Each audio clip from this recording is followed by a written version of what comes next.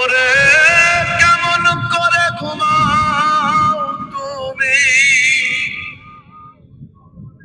কেমন করে ঘুমাও তুমি, ফজর করে কাজা।